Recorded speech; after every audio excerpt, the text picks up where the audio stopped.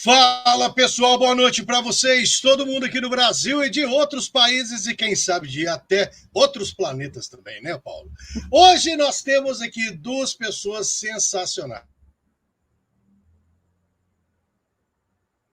De novo, para a gente falar um pouquinho mais sobre a Operação Prato, mas o seguinte, gente. Você que está comigo aqui ao vivo e vai depois assistir isso gravado, nós temos filmagens que são bastante interessantes, intrigantes, tá certo? E agora a gente também está tendo a honra de termos o senhor Paulo Barak Werner, que depois de estar aí num evento tal, e falou assim, depois eu apareço, ele está de volta, que é o cara que manda nesse podcast do UFO Podcast aqui, né? Keline e Paulo, sejam bem-vindos de novo para o UFO Podcast. Vamos falar aí da Operação Prato, segunda parte, porque a primeira parte, viu, Paulo? A Keline deu show, viu, cara? Ela deu show. Boa noite, Keline, Leandro, e a todos que estão assistindo agora e vão assistir depois, né? Que é a grande maioria, porque Belo Horizonte, assim como toda grande capital, as pessoas que saem do serviço, elas não conseguem chegar em casa livres às 8 horas da noite, não. E o trânsito está caótico hoje, viu? Eu vou te falar. Então é normal isso, né? De qualquer forma, agradecer novamente, né, a atenção, a participação da Keline. Eu vi o primeiro episódio, né, da Keline. Na realidade, a Keline, ela que domina bem o tema, né, da Operação Prato, que a Keline tem aquilo que a gente chama de memória fotográfica, né? Eu não lembro que eu almocei hoje no meio-dia, eu não lembro. Não sei nem como é que eu consigo estar na ufologia até hoje, porque a minha memória é fraquíssima, né? Mas, com relação à Operação Prato, o que a gente fez de apoio e de bom em relação à Operação Prato foi que, quando eu conheci a Keline, né, ela se associou à revista como qualquer outra pessoa faz, né, igual nós temos vários associados, e a Keline entrou como uma associada qualquer, né, e nós temos vários associados ilustres na revista, só que a Keline tem um diferencial. A Keline mora em Belém e ela é uma grande estudiosa da Operação Prato. E aí a gente costurou uma viagem até Belém, né, até o Pará, e dessa amizade surgiram 2 expedições, uma edição especial e também o meu livro, que saiu também 2 capítulos com o artigo da Keline, né, sobre a Operação Prato. E hoje a gente vai dar continuidade, eu não, mas a Keline, né, eu estou aqui mais só como observador e aprender mais um pouquinho sobre a Operação Prato, que foi muito mais extensa e muito mais vasta do que aquilo que as pessoas estão acostumadas a ver na televisão. Ele é humilde, viu, Keline? Ele é humilde, ele está aqui para aprender. Ô, Paulo, o único que está sobrando que nem azeitona na boca de banguela aqui dos 3, que sou eu, meu filho. Vai. E aí, gente, olha, não, o Paulo é meu grande mentor intelectual na ufologia. Então, realmente, eu já pesquisava ufologia, né, há algum tempo, mas a proximidade, né, a amizade com o Paulo também me colocou assim num patamar realmente bem mais elevado em termos de pesquisa. Então, sempre serei muito grata, né, a todas as oportunidades que ele me deu na revista, né, e quem diria, né, hoje estou, né, comecei como associada, aí eu falava para ele que eu era estagiária, né, eu era estagiária de ufologia e depois passei a consultora, hoje já estou como coeditora, então, assim, realmente é uma honra muito grande, né, e, assim, o Paulo tem essa generosidade, né, e ele me deu esse espaço, essa oportunidade, né, para poder estar demonstrando o meu trabalho. Olha, gente, então eu vou ser o seguinte, antes de entrarmos aqui no assunto, tá legal? Se você está assistindo isso hoje e não assistiu o episódio anterior, a minha sugestão é que faça o seguinte, primeiro, assista esse aqui todo, mas depois vá lá e assista o episódio primeiro, porque no episódio primeiro, a Keline fez uma explanação de vários aspectos, até para poder trazer o assunto, né, Keline, de uma forma para as pessoas entenderem o que é a Operação Prato, a extensão, como o Paulo bem colocou aqui. Tá legal? E não se esqueça, você que está assistindo aqui ao vivo e vai assistir depois gravado, de vocês se inscreverem, deixe o seu like, faça os seus comentários.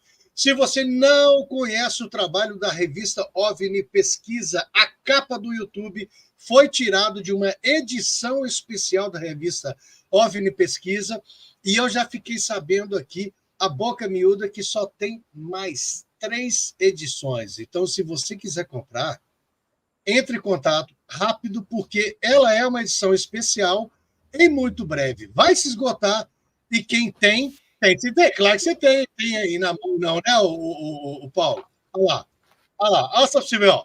Essa edição aí, gente, olha, é uma edição. Paulo, fala um pouquinho dela aí. Realmente são 3 edições só, né?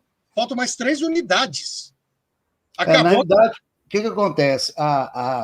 O que nós temos no estoque são, acho que eu falei 3, mas deve ter uma meia dúzia. E nós temos também pelo site, que é pela editora Book 2, que ela faz a reimpressão e manda por demanda, né?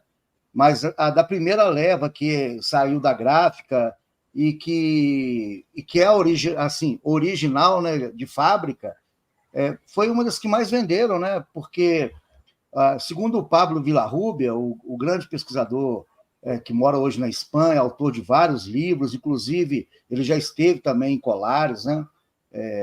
No livro dele ele cita a Operação Prato. Ele falou que essa edição número 17 que nós fizemos, né, com toda a nossa equipe, ele diz que foi o documento mais completo até hoje sobre a Operação Prato. Esse material que nós produzimos, né, que derivou de 2 expedições, teve uma continuidade na edição número 18 da OVNI Pesquisa, com o artigo da Silva Mara, né, que a Queline escreveu. Então, assim, quem gosta do assunto, essa edição, ela tem praticamente tudo.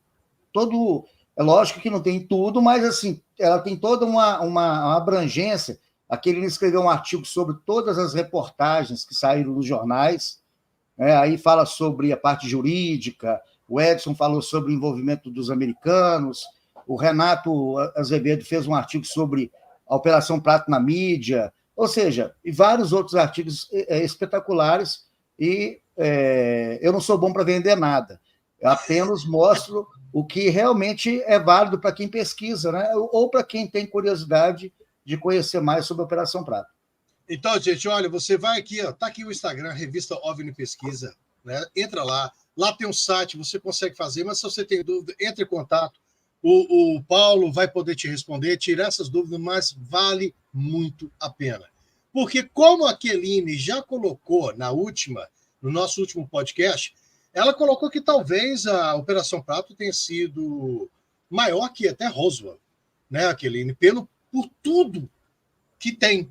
O Roswell talvez foi mais bem vendido, porque Hollywood é foda, os caras são muito bons, né? Mas em termos de documentação do Exército, Força a Aeronáutica Brasileira, por tudo que é estudado, a Operação Prato é gigante. Podemos, então, começar agora para tirar, porque eu sei que tem gente curiosa. Gente, tem filmagens aqui que vão deixar você aqui um pouco... Ai, Queline, será que eu coloco alguma coisa aqui? Eu tô doido aqui, minha mão está até coçando. Leandro, coloca de cara o PowerPoint. Fala, Paulo. Eu só vou me ausentar um segundo, só para pegar uma água aqui e volto na sequência. Show de bola. Pode chegar, Queline, senta o bambu aqui. Pode falar, Queline. Então, Leandro, a gente pode dar continuidade, né, de onde a gente parou. Na verdade, a gente tinha começado a falar um pouquinho, né, sobre a Baía do Sol, né? Eu tinha mostrado essa imagem aí que forma um triângulo, né, entre a Ilha de Mosqueiro, né, a pontinha ali mais inferior é a Baía do Sol, que fica mais ou menos de frente, né, para a Praia do Machadinho, que é em Colares, e do outro lado, né, à esquerda, a Ilha do Marajó, sendo que a Baía do Marajó, né, que é essa grande massa de água, né, que aparece aí, foi um local, né, de diversos avistamentos, realizados tanto pelos militares, né, quanto pela população civil. Então, é muito importante, né, quando a gente mostra, além da importância de Colares, né, Colares teve realmente uma importância muito grande, foi onde os militares fixaram um acampamento, né? Mas também outras localidades tiveram uma grande importância estratégica, né? E é isso que não fica muito nítido, né, na maioria das reportagens, das matérias que a gente vê a respeito da Operação Prato. Então, na fotinho ali de cima sou eu, na Baía do Sol, né, observando com telescópio, mais à frente a Ilha de Colares, né, na pontinha ali, a ponta do Machadinho, né, e mais à esquerda, né, que não aparece, é a Ilha do Marajó. Então, é uma localidade realmente de grande incidência, né, que foi fundamental nos avistamentos, nos registros de avistamentos durante a Operação Prato. Aí pode passar.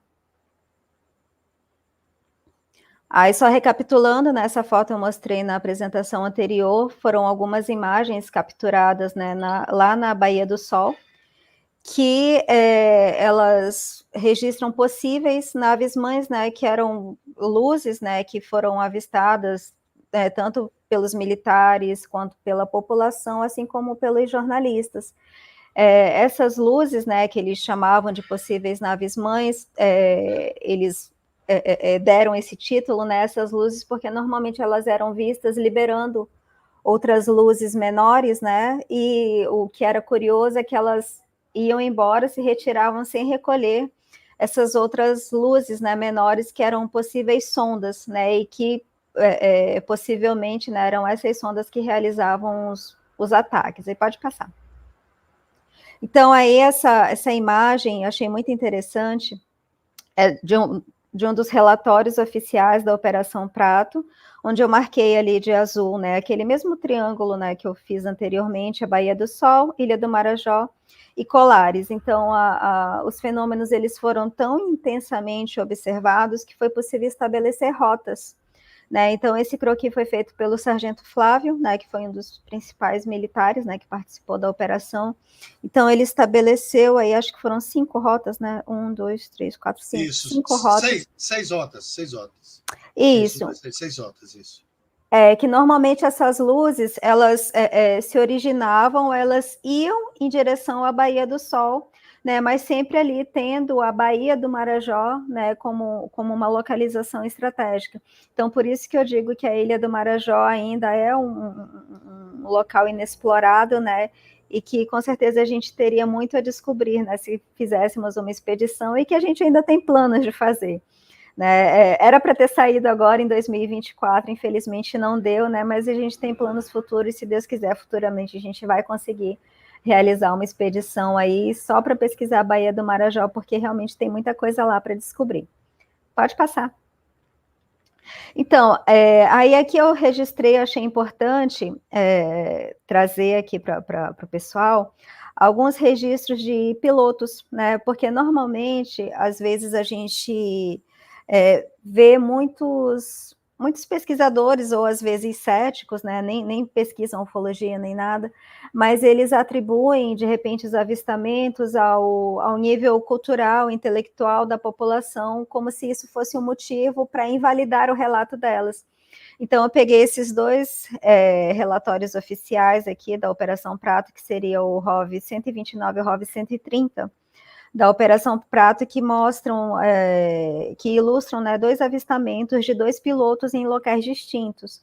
Né? O primeiro foi na rota de São Félix do Xingu, em direção a Belém, né, onde o piloto avistou na verdade, ele foi acompanhado, né, por esse objeto, que é, sei lá, mais ou menos algo meio plano, assim, achatado, né, e um outro foi na rota de Tomé a Sul, também em direção a Belém, passando um avião aqui, não sei se está... Estamos vendo.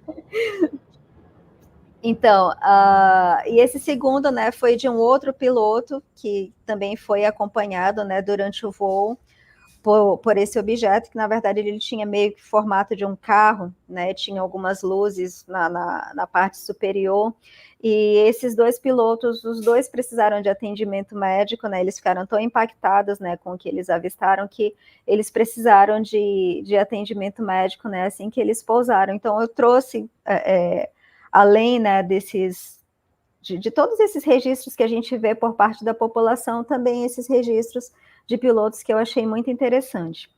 Aí pode passar também, Leandro. Aí aqui, dando um pouquinho de continuidade, né, alguns casos que ocorreram fora de Colares, né, para mostrar um pouquinho dessa extensão territorial do fenômeno. Então, esses são recortes de algumas reportagens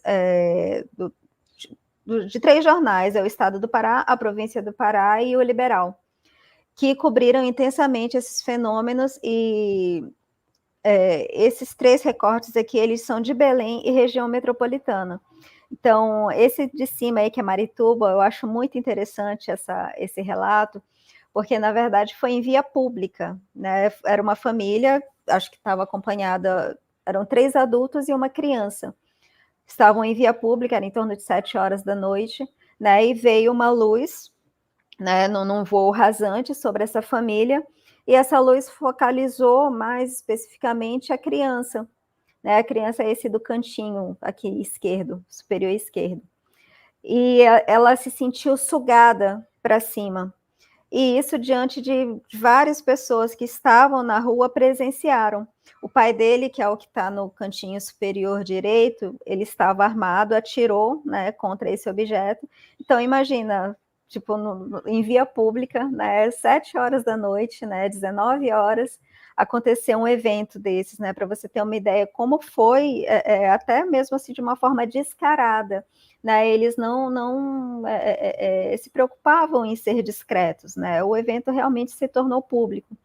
Aí embaixo, tipo, disco voador em Coraci. E Coraci também é um distrito de Belém, né, região metropolitana de Belém, e que aconteceram diversos casos, né, que pessoas também foram atacadas.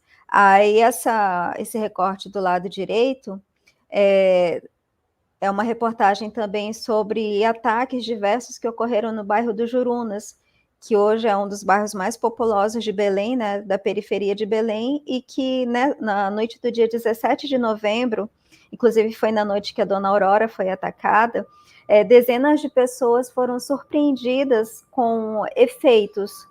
Na verdade, o pronto-socorro municipal, segundo a reportagem, recebeu dezenas de pessoas relatando que sentiram efeitos físicos, né, a partir da aproximação, né, de luzes misteriosas.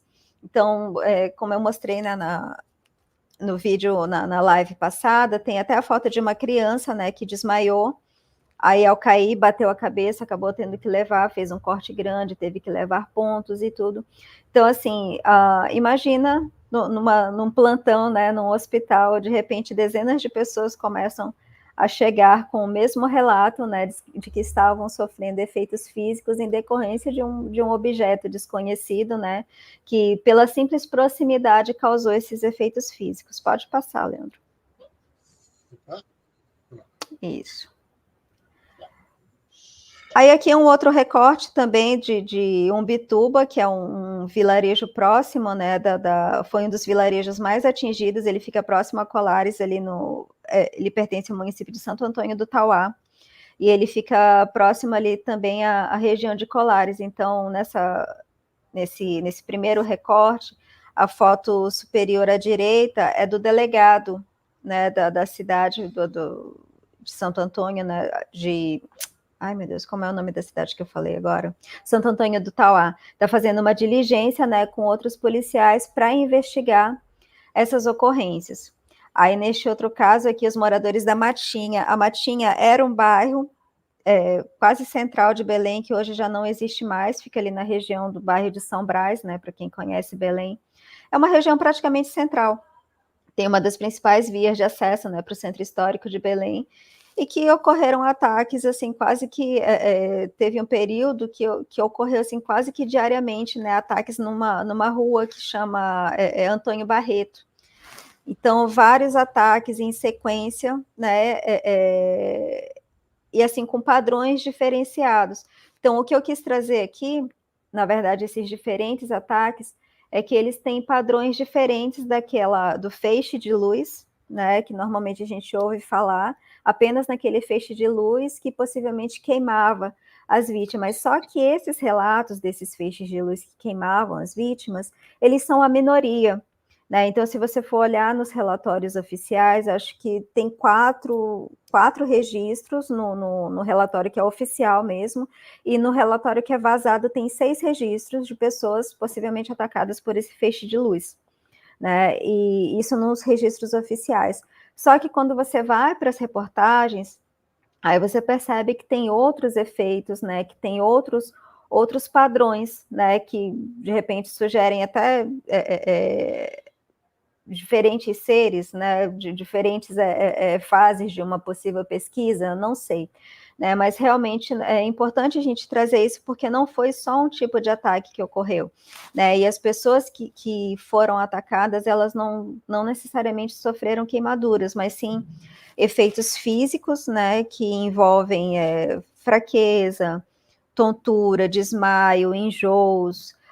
Elas também relatam a questão de paralisia temporária, a perda momentânea da voz, né, perda dos movimentos também temporários, e às vezes pela simples proximidade do objeto, né? Então é importante também trazer essas questões. Aí, recentemente, a gente fica se perguntando, né, que fim que deu a Operação Prato, por que acabou de uma forma tão inusitada, né? Será que teve continuidade? Será que não teve? Então, recentemente, o assunto voltou, né, a ser debatido com a publicação do livro do Luiz Elizondo. Pode passar, Leandro. Né, o livro Imminent, que é do funcionário lá do Pentágono, né, que ele resolveu sair do Pentágono e dar publicidade a todas as coisas que ele tomou conhecimento, né, em relação à possível visitação, né, de objetos, de naves, aeronaves, possíveis seres, né, de outros planetas ou outras dimensões. Então, no livro do Elizondo, ele traz um capítulo, né, exclusivo sobre colares, onde ele traz alguns dados que não estão nos relatórios oficiais. Pode passar, Leandro. Então, ele narra, basicamente, no livro dele, um encontro que ele teve nos Estados Unidos com o general Paulo Roberto Iog de Miranda Uchoa, que ele é filho do general Uchoa, que é o Alfredo Moacir de Mendonça Uchoa, né, conhecido como o General das Estrelas. Então, ele foi um importante pesquisador, né, brasileiro, que ele fundou também o Centro Nacional de Estudos Ufológicos, o CENEU, e ele organizou em 1979 o primeiro Congresso Internacional de Ufologia que ocorreu em Brasília, onde acho que teve inclusive a presença do pesquisador norte-americano Jacques Vallée. Então, assim, ele tem uma importante participação, né, nas pesquisas ufológicas brasileiras, e ele teve também, né, eu acredito que ele teve muito contato também com os norte-americanos, né, seja oficial ou extraoficialmente, e o que eu achei interessante desse livro do Elizondo é que ele narra que nesse jantar estavam presentes o Bob Pratt, que é uma figura, enfim, um pouco misteriosa, né, Paulo? O Paulo fala um pouco do Bob Pratt, né, que ele era um jornalista. Fala aí, Paulo, ele era um jornalista, mas... Na realidade, quem citou o Bob Pratt na edição foi o Edson, né? Porque o Bob Pratt, ele, após, né, a conclusão da Operação Prato, ele acho que ele entrevistou o Erangi Holanda algumas vezes, né? Inclusive tem uma foto deles dois ali, ó. Justamente, eu não tinha reparado. Então, o Bob Pratt, segundo, né? Aí é o Edson que fala que talvez ele seria um espião, né, ali revertido de ufólogo, tentando levar informações para o governo americano sobre a Operação Prato. O Bob Pratt ele fez muitas pesquisas aqui no Brasil, no Nordeste, tem um livro dele muito bom, né, sobre ataques lá no Nordeste, mas durante a Operação Prato ele teve essa função aí que muitos desconfiam que ele estava a serviço do governo norte-americano. De agências, né, de espionagem, alguma coisa desse tipo. Aí é lógico que são especulações, mas que são levantadas e que têm um fundamento. Então, é realmente uma figura assim bem enigmática, né?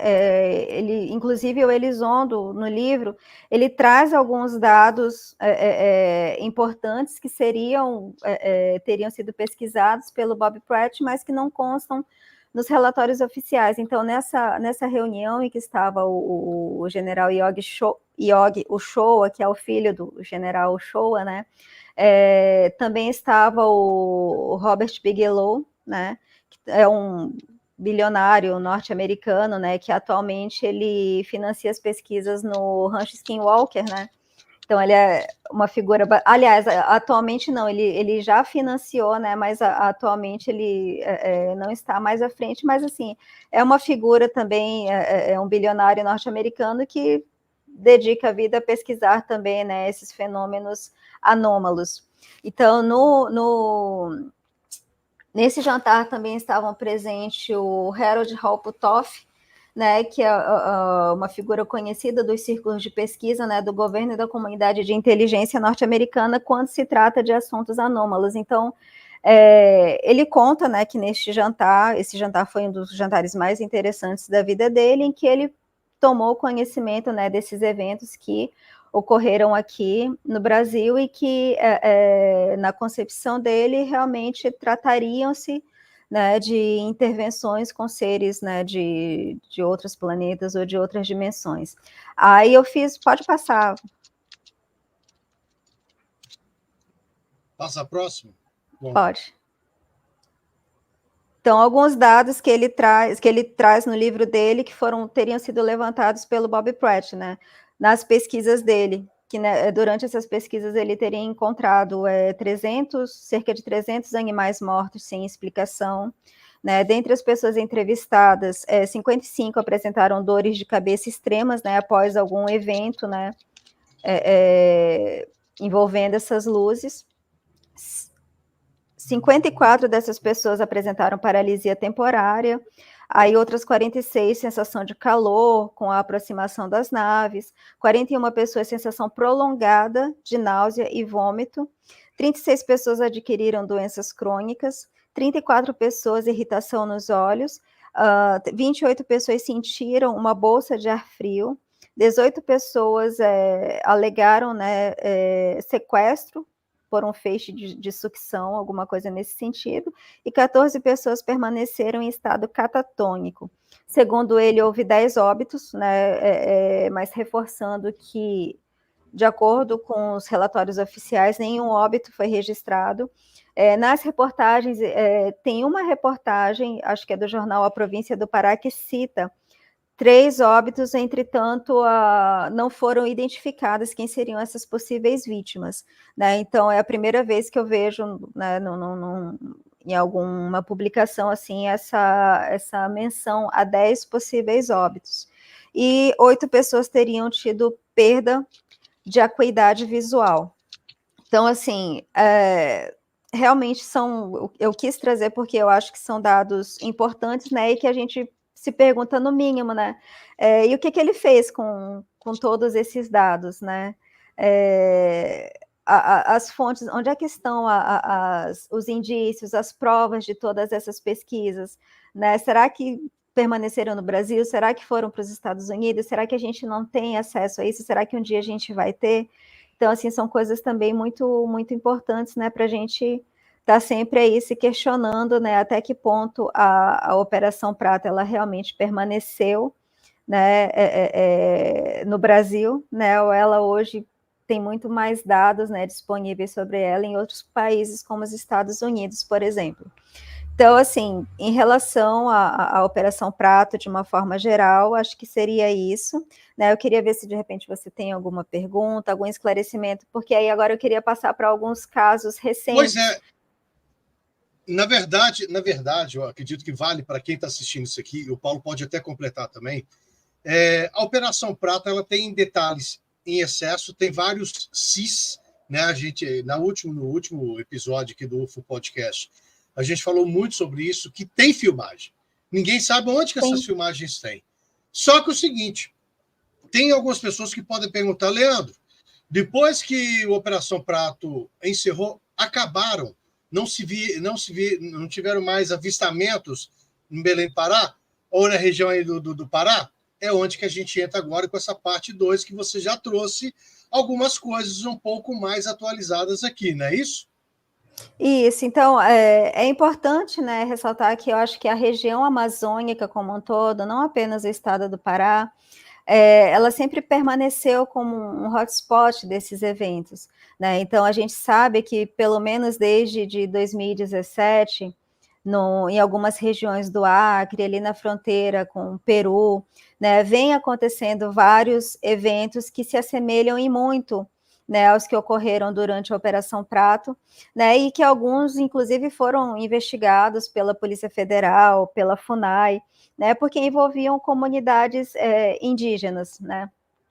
Então, alguns documentos, né, vieram à tona recentemente. Então, a gente sabe, né, que ao longo do tempo essa região ela sempre permaneceu por algum motivo, né, como um atrativo para esses eventos. O motivo, né, a gente não sabe exatamente quais são, mas de fato, assim como Minas Gerais tem um atrativo a mais, acho que o estado do Pará, Amazonas, Acre, né, a região amazônica como um todo, acho que tem algum atrativo especial que realmente faz com que essas regiões sejam considerados hotspots desses fenômenos.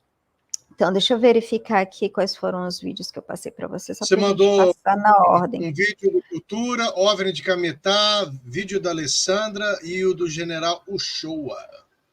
Ah, tá. Esse do General Uchoa, né? Pode passar aí rapidinho, é só para a gente... Pode colocar isso aqui? Então vamos lá, isso.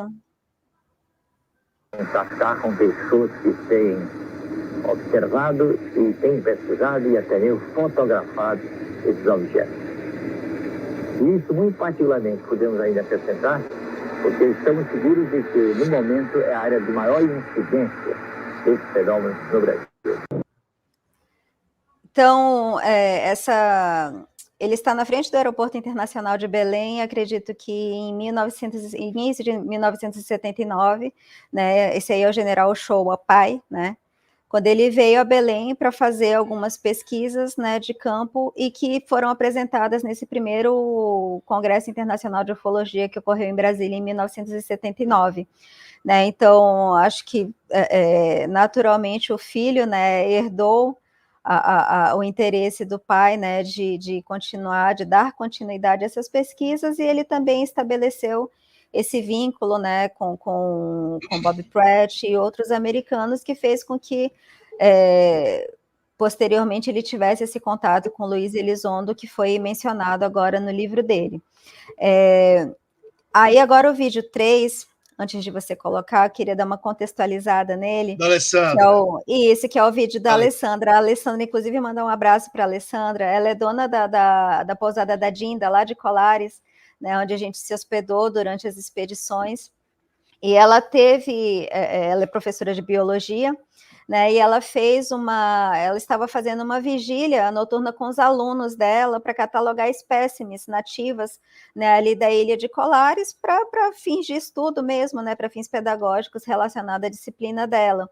Então, ela tinha avistado uma pererequinha, né, que estava prestes a pegar uma lagartixa, e estava ali esperando para tentar fotografar quando ela começou a avistar, né, uma luz ao fundo sobre as águas, né, ali na Baía do Marajó. Aí a gente fez uma entrevista e esse vídeo também está publicado lá no site da revista OVNI. Da revista OVNI. Isso. Essa aqui, então, é o vídeo 3, não é isso? Isso, da Alessandra. Ei, gente, vocês estão vendo? Olha, aqui acabou de aparecer do nada, olha. Olha a luz.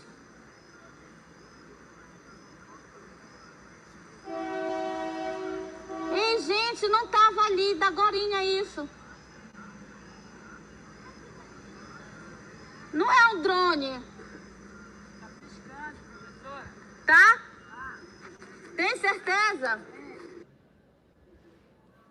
É interessante, né, Keline, que o Paulo vê muito disso também, que é um erro muito comum das pessoas que fazem filmagem, querer ampliar a imagem e acaba que perde Perde pouco a nitidez. referência.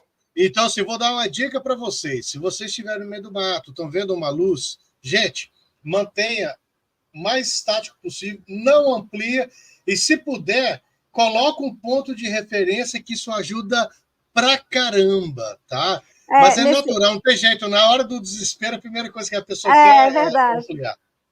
Mas, assim, o interessante dessa filmagem da Alessandra é que o ponto de referência aparece naquela foto que não deu pra gente, que não vai dar pra gente exibir, né? Então, quando ela fotografa a pererequinha, lá no fundo aparece o movimento da luz. Acho que ela usou um efeito de longa exposição, então aparece o trajeto que a luz percorreu e tem como ponto de referência a fotografia. Ela está bem... Deixa eu ver se eu vou conseguir aqui. Vamos ver se eu consigo apresentar minha tela. Compartilhar a tela.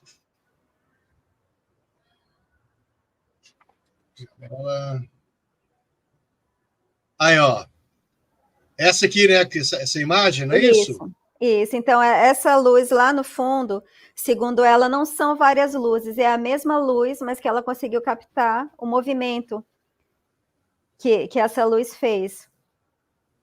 Ou seja, é porque é longa exposição, não é isso?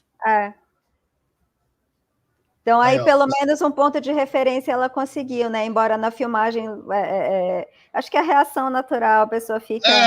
muito natural. Gente, isso é muito natural. A pessoa fica chegando e falando assim, não sei, né? Isso. Só um instantinho aqui, peraí. Ó, então, vamos pegar aqui agora. Tem o próximo agora, que é o OVNI de Cametá. Isso, aí vamos contextualizar, né? O OVNI de Cametá... Vamos ver ele primeiro. Olha, tá. Esse está bem visível.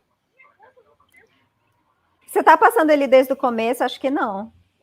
Sim, desde o começo. Foi desde o começo? Não? Deixa eu ver aqui. Vamos voltar lá. Se ele tem só 5 segundos... Ele só não, tá porque são 3 vídeos juntos. Não, só veio esse. Não, na verdade é um só, mas que contém 3 vídeos. Começa aí.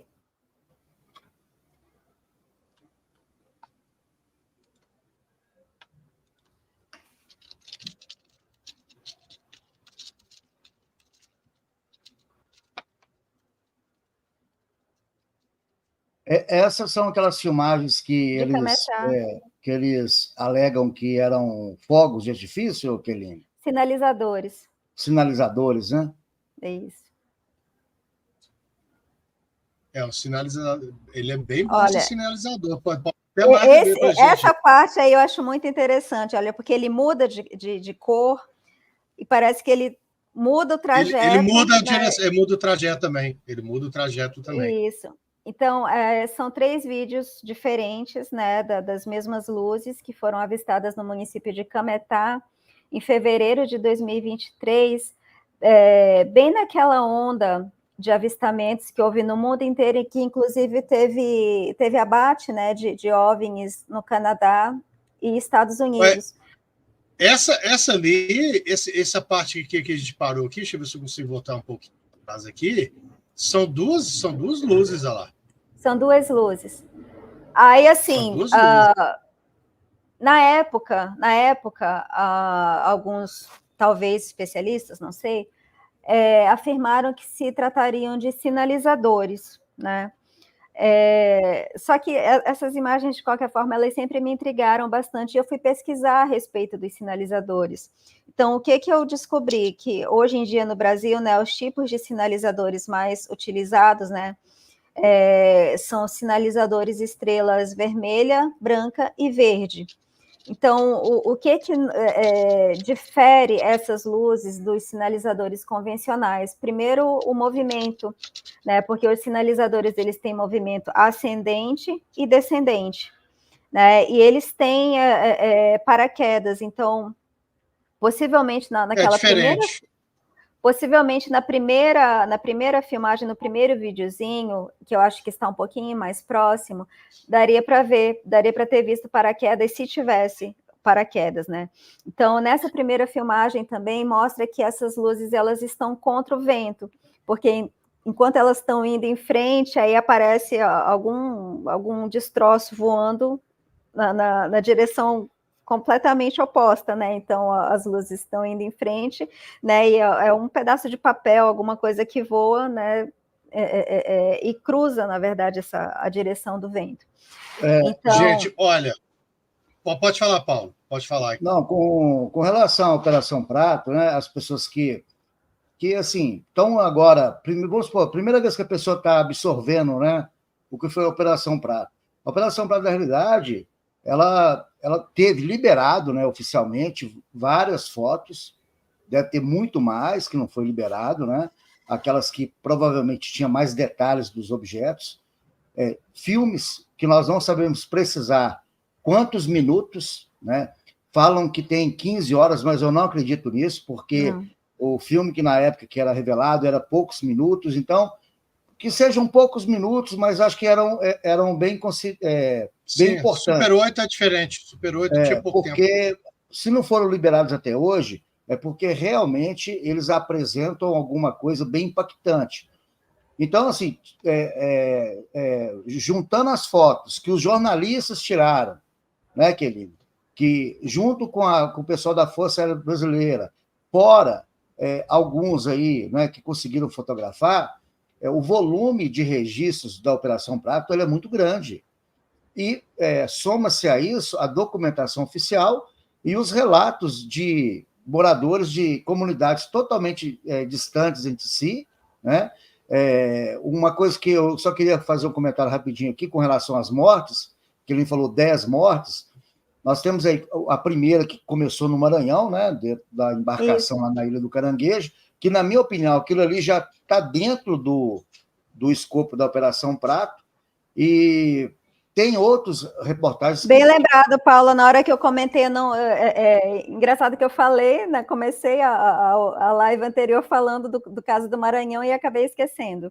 Então, né, é uma morte que a gente já pode acreditar dentro do que aconteceu, fora outras. O que acontece? Se hoje, 2024, nós fomos até lá, né, em Ariri, algumas comunidades que ainda estão bem atrasadas, né? Estados de terra, não tem sinal de Wi-Fi muito bem, né? De celular. Então, assim, se hoje tem esse isolamento social, imagina isso em 77. Então, quantas pessoas que não vieram a óbito derivados desses ataques? Porque, se você pegar na literatura da Operação Prato, que Kelini fez para a revista 17, são vários e vários casos de ataques de raios em que as pessoas ficaram desacordadas, ficaram, né, ali debilitadas, algumas desmaiaram, outras tiveram sequelas físicas. Ninguém acompanhou o que aconteceu depois disso. Quantas pessoas que podem ter vindo a óbito derivados disso? Porque, na época, ninguém ia acompanhar isso, né? Principalmente a mídia. A mídia acompanhava aquilo que acontecia no momento, como foi o caso da Silva Mara, né? Que saiu no jornal. Então, eu acredito que, pelo isolamento, a época que foi, muitos outros óbitos podem ter ocorrido, só que isso nós nunca vamos saber realmente o número exato. Ô, pessoal, olha, eu acabei de receber uma mensagem que eu estou com um pequeno problema para poder resolver. Eu vou ter que cometer a indelicadeza da gente encerrar o podcast mais cedo, pedir 1 milhão de desculpas para a Kelini, para o Paulo, para todos vocês que estão assistindo aqui ao vivo. Já estava no final. Mas assim, realmente coisa porque eu preciso resolver isso um pouco mais com urgência aqui. Mas o seguinte, Kelini, tem muito assunto para a gente poder fazer. A gente pode fazer depois um outro podcast, já fica o convite, né, Paulo? De falar sobre essa parte aí, dessas coisas que estão acontecendo aí no norte. Né? Aí eu já deixei com o Paulo aqui. Mas eu realmente pedi desculpa para todos vocês aqui, realmente que é uma coisa que eu preciso resolver com uma certa urgência, e a gente vai encerrar o podcast agora aqui, e a gente depois volta com outro episódio daqui a 15 dias do UFO Podcast. Beleza? Tá certo. Um abraço, doutor. Vai lá, gente. Boa noite para todo mundo. Fico com Deus. Valeu, tchau, tchau. Boa noite, Paulo, Leandro. Até mais. Até mais.